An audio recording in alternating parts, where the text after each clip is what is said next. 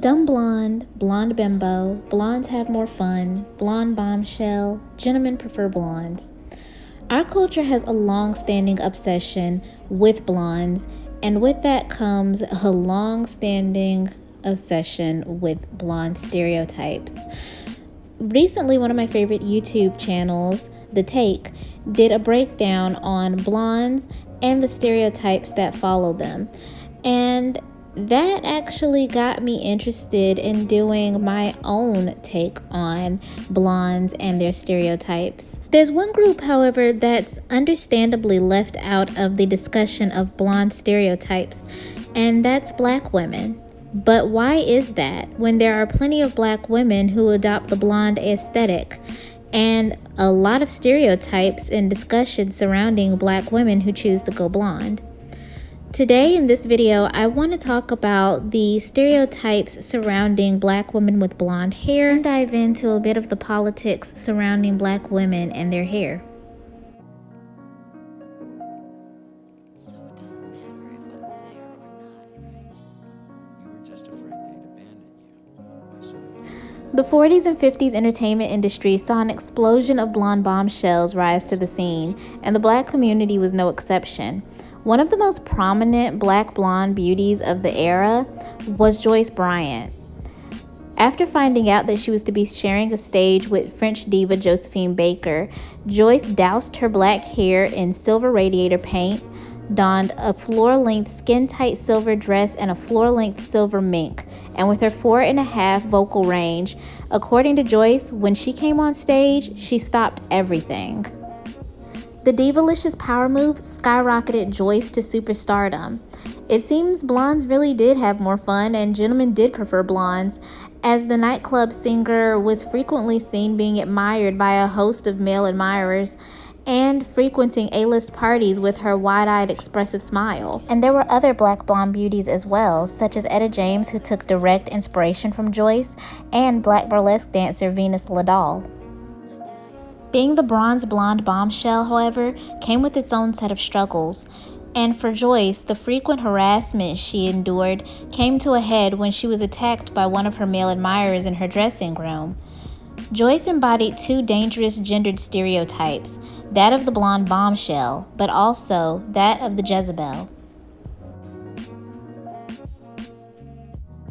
You'll hear Black women with blonde hair, especially ones that come from the hood, referred to as ghetto, hood rats, ratchet, hoes, and many other gendered and racialized insults. These dangerous stereotypes are a result of anti-Black misogyny, sexism, racism, and misogynoir. The assumption of Black women as being more hypersexual or lower class than their white female counterparts, particularly darker-skinned Black women, can be traced back to even before slavery. When white explorers would observe African tribes, they noted that the women were dressed scantily clad, and they would come to misconceptions about the dances and rituals native to the culture. They hypersexualized them as being more promiscuous and less virtuous than white women, who were bound by more rigid social constraints. They completely disregarded that these women were of a different culture and raised in a different environment than their own.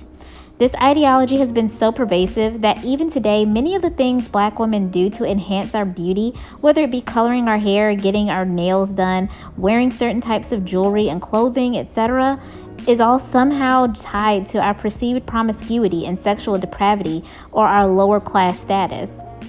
Black women who choose to wear blonde hair, particularly that come from a social lower class, are looked down on as being hypersexual, aggressive, and low status. What celebrities like Lil' Kim and Nicki Minaj have done is reclaim their image. They've adopted the blonde aesthetic as a part of their signature style and managed to make a profit off of it, all while not having to compromise who they are. Both women proudly claim their hood roots. Nicki Minaj has been so successful in profiting off of her blonde image that when you see a long platinum wig with straight bangs, you automatically associate it with Nicki Minaj's aesthetic. And Lil' Kim's looks are signature, while celebrities like the City Girls proudly flaunt their gold-digging sexcapades, boldly taking claim of their sexuality. And that's the key word here, bold. What these Black blonde vixens do is take charge of their image in a way that Black women are told we aren't supposed to, and that makes people uncomfortable.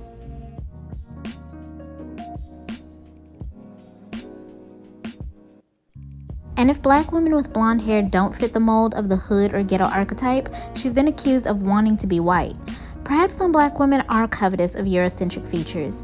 We don't live in a vacuum. Unfortunately, black girls are bombarded with imagery of Caucasian women being celebrated and admired for their beauty far more than black women are. Before Joyce Bryant rose to fame in the 50s, the black beauties of that era weren't much darker than a paper bag, and only recently in the past 20 or so years has black beauty representation diversified. But why does black women's beauty decision have to be contingent upon their envy of white women? And why does black women's decision to go blonde somehow a marker of their low status or envy of another race? You distanced yourself from all. The take said something very poignant that stuck out to me about how stereotypes are an attempt to limit women's potential. The false narrative that a woman must have only beauty or only brains is a tactic to limit her potential, pigeonholing her into only one avenue of power. Black women exist in a culture that has historically relied on the limitations of black women's power and autonomy. And when black women choose to step outside of those limitations, especially with something as bold and personal as self-expression, it rocks the foundation that the country was built on.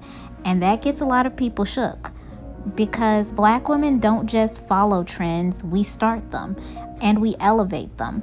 Much like Joyce Bryant, Beyonce, Nicki Minaj, Lil' Kim, and other such celebrities, Instagram models, and the like, black women are the trendsetters, and there's power in that. So this is different than my usual video format, but I really enjoyed doing this video essay, and I have other topics in mind of things that I would like to explore, especially as they pertain to pop culture. So if you guys enjoyed this, leave a comment letting me know what you liked or what you didn't like, and give me a thumbs up if you enjoyed the video. Feel free to subscribe, and I will see you guys in the next one.